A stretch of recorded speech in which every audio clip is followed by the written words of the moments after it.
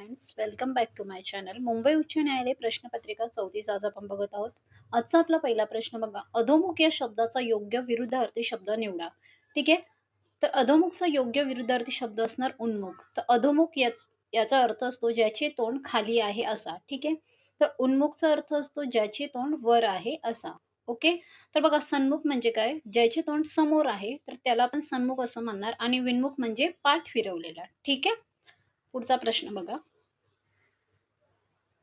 मार्च 2026 मध्ये महाराष्ट्र सरकारने सादर केलेल्या 2026-27च्या अर्थसंकल्पाचा एकूण खर्च किती आहे? म्हणजे साऊटले.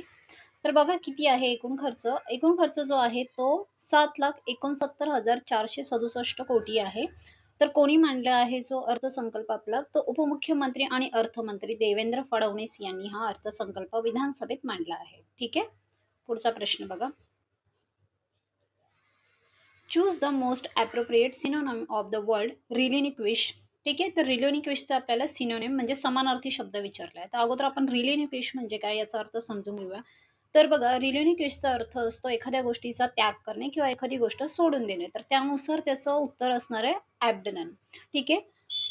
तर बघा, both terms mean to leave someone or something entirely, give up or renounces something such as a habit or responsibility. म्हणजे एखादी सवय किंवा जबाबदारी जी आहे ती सोडून देणे.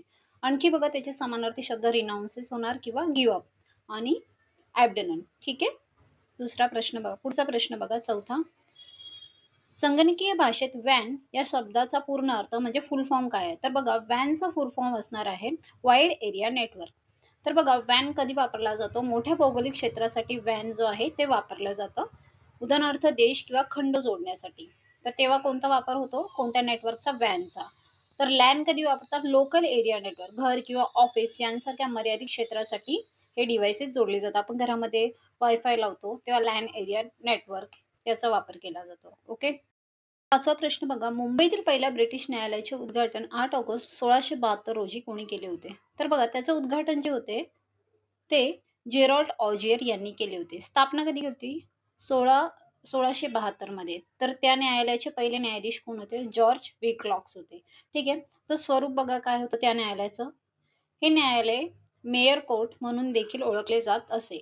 1726 ते 1798 दरम्यान हे कार्यरत होते. तुम्हाला असा प्रश्न येईल की पहिले ब्रिटिश न्यायालय कोणत्या नावाने ओळखले जात होते? ठीक आहे. तर तेव्हा तुम्ही हे उत्तर लिहू शकता, मेयर कोर्ट. ठीक आहे. पुढचा प्रश्न बघा. मायक्रोसॉफ्ट ऑफिस किंवा एक्सेलमध्ये निवडलेल्या मजकुराचा म्हणजे टेक्स्टचा आकार लहान करण्यासाठी कोणता शॉर्टकट वापरला जातो? म्हणजे डिक्रीज फॉन्ट साईज.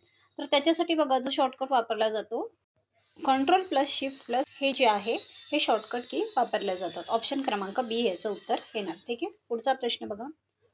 संगणकीय नेटवर्कच्या संदर्भात ISP या शब्दाचा पूर्ण अर्थ काय आहे? तर ISP याचा आपल्याला फुल फॉर्म विचारलेला आहे. तर ISP म्हणजेच काय? इंटरनेट सर्व्हिस प्रोव्हायडर म्हणजेच ISP. तर बघा, इंटरनेट सेवा प्रदाते म्हणजे ISP इंटरनेट आणि ईमेल आणि वेब होस्टिंग सारख्या संबंधित सेवांमध्ये प्रवेश प्रदान करतात. कोण? इंटरनेट सर्व्हिस प्रोव्हायडर म्हणजेच ISP त्याचा हा फुल फॉर्म आहे. ठीक आहे. प्रश्न बघा. मुलांनी अभ्यास केला या वाक्यातील मुलांनी या शब्दाची विभक्ती ओळखा. तर बघा, याचं उत्तर काय येणार आहे आपलं? याचं उत्तर येणार आहे तृतीय विभक्ती. तर का बघा? तर बघा, तृतीय विभक्तीमध्ये जे प्रत्यय येतात ते नी, एशी एकवचनासाठी आणि नी, ही, शी अनेक वचनासाठी आहेत. ठीक आहे. तर मुलांनी याच्यामध्ये बघा नी वापरलेला आहे. तर त्यानुसार अनेकवचनी हे प्रत्यय आहे म्हणून इथे तृतीय विभक्ती येणार.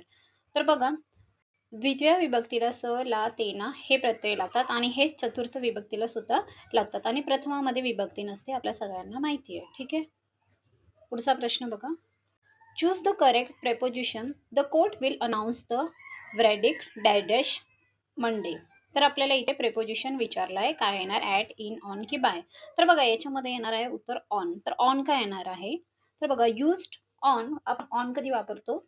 For days. एक्झाम्पल बघा, ऑन मंडे अँड डेट्स. तर एखादी तारीख किंवा एखादा वार आपल्याला सांगायचा असेल तेव्हा आपण ऑन वापरतो. तर त्यानुसार इन हा शब्द जर कधी वापरायचा असतो? Used in for longer periods like a months or years. म्हणजे महिना किंवा वर्ष सांगायचं असेल, एखादा दीर्घ काळ सांगायचा असेल तेव्हा आपण इन वापरतो. ॲट कधी वापरतात? Used for precise times. म्हणजे एखादी वेळ आपल्याला एक्झॅक्ट सांगायची असेल, जसं example at a 5 PM at 4 PM, 8 AM तेव्हा आपण ॲट वापरतो. तर बायचा वापर कधी होतो? While by can indicate a deadline म्हणजे एखाद्या गोष्टीची डेडलाईन सांगायची असेल तेव्हा बायचा या प्रिपोजिशनचा वापर केला जातो.